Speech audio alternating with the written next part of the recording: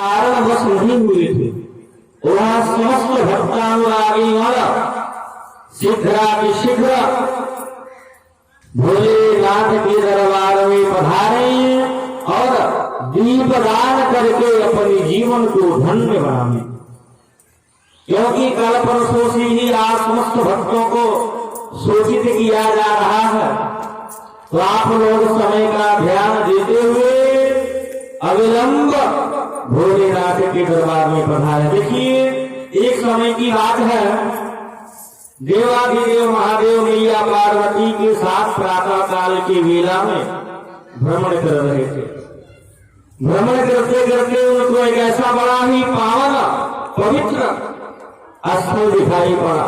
भोले बाबा नंदी महाराज पर से उतर करके उस भूमि को साष्टांग प्रणाम किया।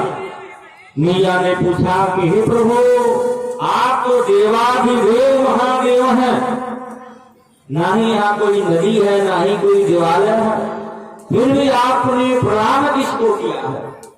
भोले बाबा ने कहा कि हे देवी, यह वह पवित्र स्थल है, यहाँ 100 वर्ष पूर्व यज्ञ हो चुका था, इसलिए हमने इस पावन भूमि को प्रदान किया है।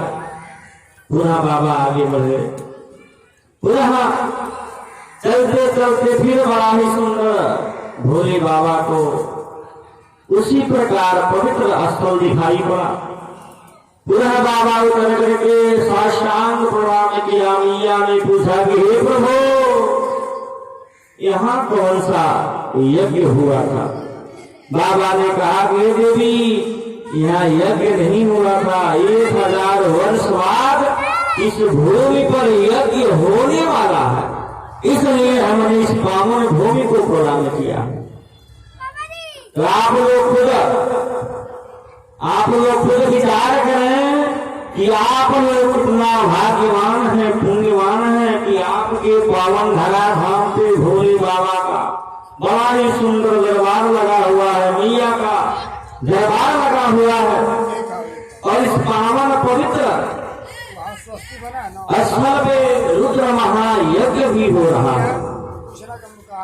और यज्ञ के अंतर्गत दीपदान करने का, लीला बिहारी का दर्शन करने का, तुलादान करने का, परिक्रमा करने का शुभ अवसर प्राप्त हुआ है।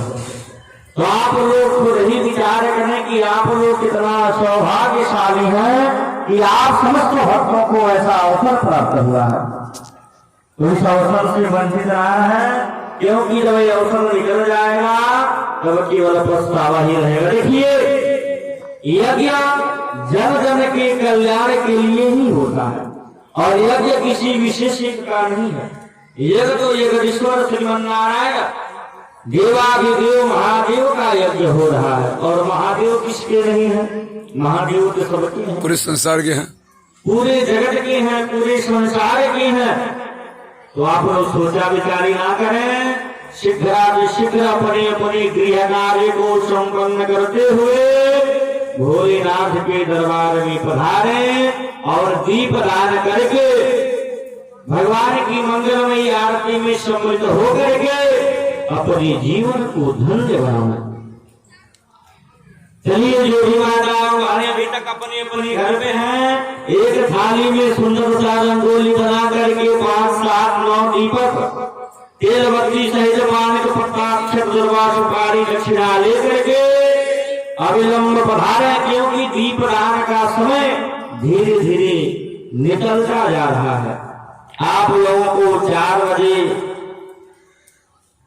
और 5 बजे के बीच में ही समय निर्धारित किया गया था, और समय 6 बजने वाला है।